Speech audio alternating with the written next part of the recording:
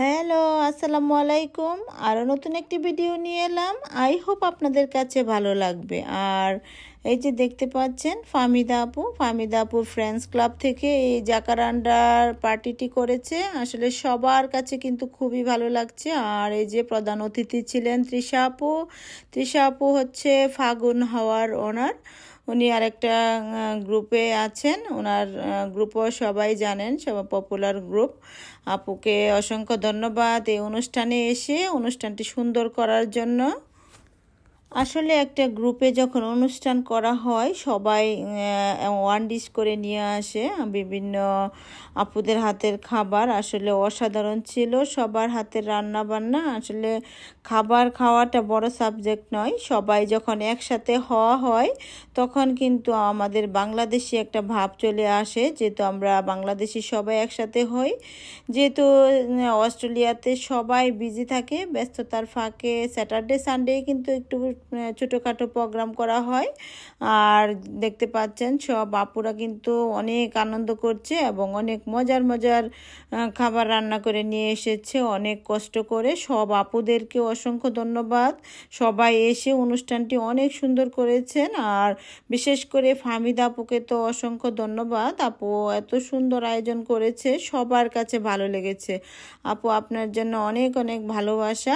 আর সবসময় আমাদের জন্য এরকম আয়োজন করবেন, আমরা যেন সবসময় অনেক বেশি আনন্দ করতে পারি।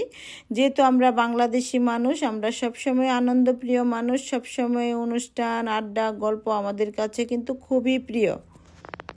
দেখতে পাচ্ছেন সবার মুখে চোখে কিন্তু অনেক আনন্দ ছিল। আর সবাই যার মতো করে খাবার নিচ্ছে, খাচ্ছে। আসলে এটাই কিন্তু বাংলাদেশি কালচার। আর এই কালচার ধরে রাখার জন্য প্রবাসে কিন্তু আমরা বাঙালিরা একসাথে হয়ে এই আনন্দটা করতে পারি। যেহেতু আমরা সবাই একসাথে সবসময় হওয়া যায় না, বিভিন্ন গ্রুপ থেকে আনন্দের মাধ্যমেই কিন্তু আমরা একসাথে হতে পারি।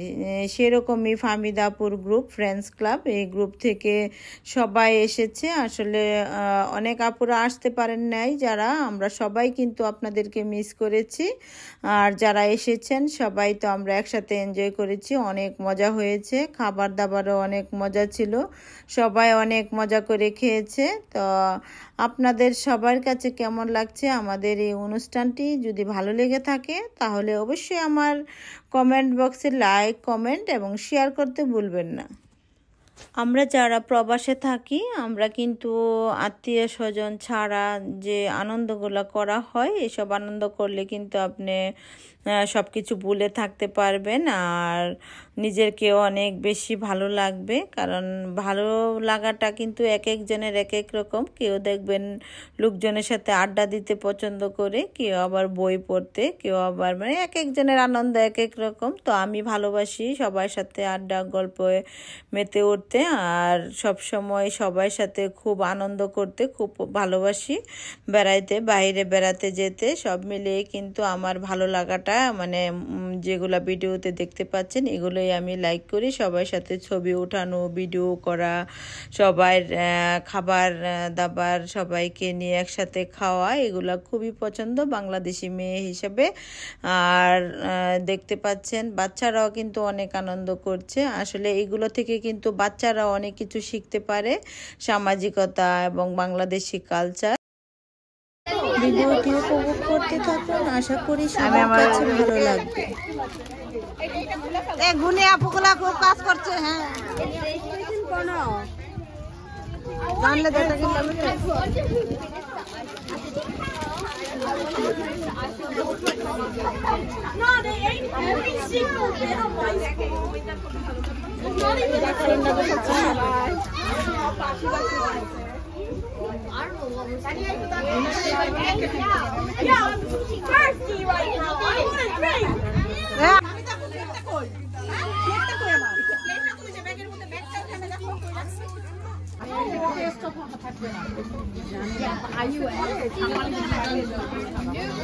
Why do you have to be an apple?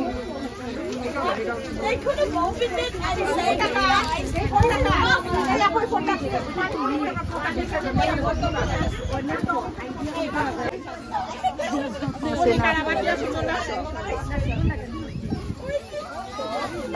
এই ফোনটা কাট, এই ফোনটা Don't get the car. হ্যাঁ বলতেছি তুমি খুব পর্দা করো।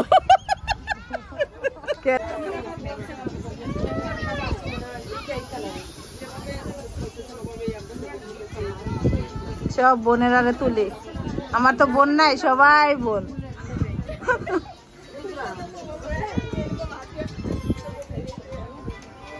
কি অবস্থা, বাসাতে ভালো আসেন না জানি।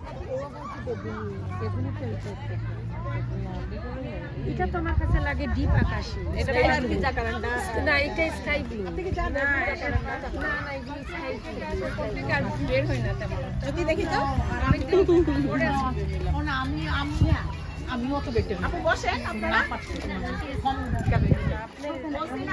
মসিনা আপু, আসমা আপুরে তো অলওয়েজ সুন্দর লাগে। এত দেরি করলেন ওনারা এক ঘন্টা যায়। ও জানি লাগতেছে আমরা প্রত্যেক দিনে সব সময় ডায়লগ। সীমা পুরো সুন্দর লাগতেছে, আপুরে তো আরে বাবা চিনতে পারতেছি না। হ্যাঁ চোখ সুন্দর হলে সব সুন্দর, মন সুন্দর হলে সব সুন্দর।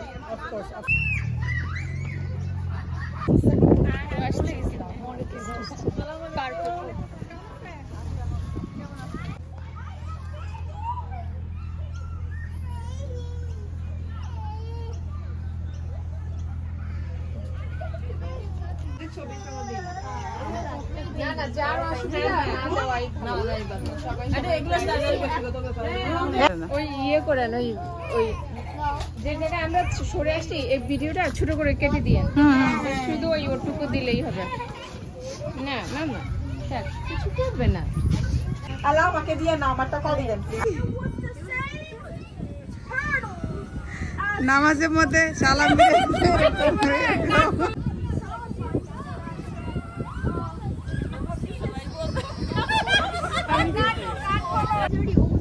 আচ্ছা ফোন দিও।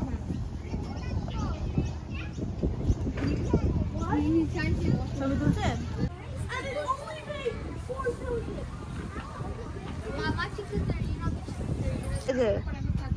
ঠিক আছে, সব ঠিক আছে।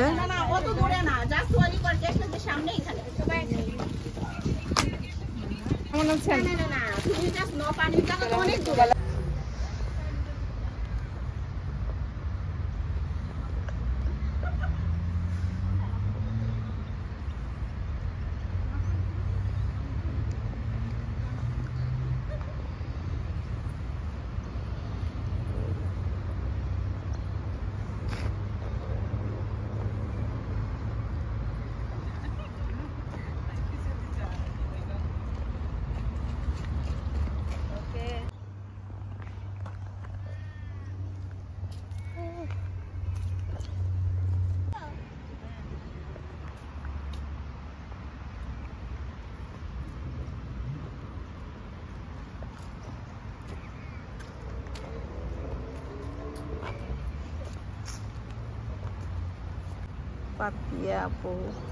কেমন লেগেছে আমার ভিডিওটি?